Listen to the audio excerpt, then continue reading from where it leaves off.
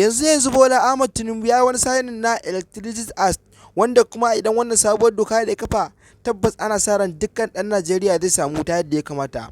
To amma ta wani bangaren wani hanzari ba gudu ba, mutane sun fara kukuntun cewa ta yaya za a yi a ce kamfanonuwa suna yin wuta sannan kuma a ce wai 'yan gidaje ma za su dinga yin wuta yadda ya kamata.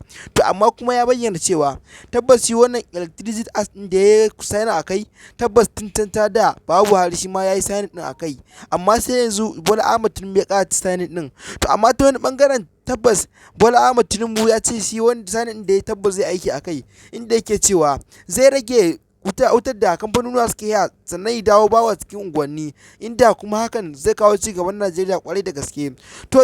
To mai sauraro, ka ci gaba da bibiyan mu a wannan shafi mai albarka.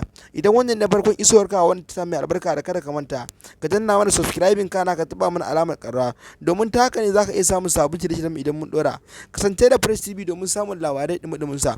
To tun bayan wannan sayanin da Bola Ahmed ya na sayanin din nan mai albarka, inda ake ta tunanin cewa tabbas wannan ci gaban Najeriya ne, kuma mutanen Najeriya suna sa ran da za su warwasa da wutan nepa yadda ya kamata.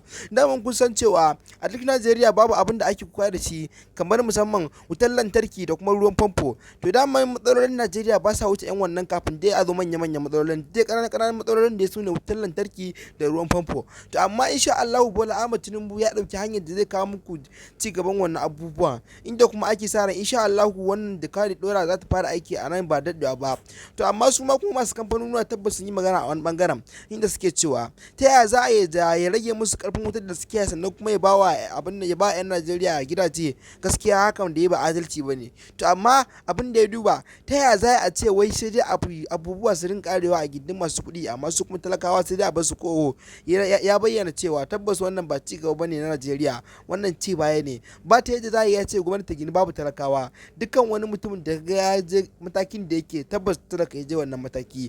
Daga jin wannan bayanai na Bola Ahmed Tinubu tabbas mutane sun girgiza kwarai da gaske, inda tun bayan wannan hada-hadar man fetur da ake yi na kara mai kuɗi ake tunanin cewa Bola Ahmed Tinubu babu abin da zai iya. To yanzu mutane sun fara gane gaskiyar taku yake yi game da wannan hada-hadar kuɗaɗe da kuma wutar lantarki da ake so ya bara a garin Najeriya gaba ɗaya. To amma idan mai sauraro, idan wannan ne farkon iso ka wani channel mai albarka, da kada ka manta ka danna mana subscribing kana ka taɓa mana alamar ƙararrawa, domin ta haka ne zaka iya samun sabon shirye-shiryen idan mun ɗora.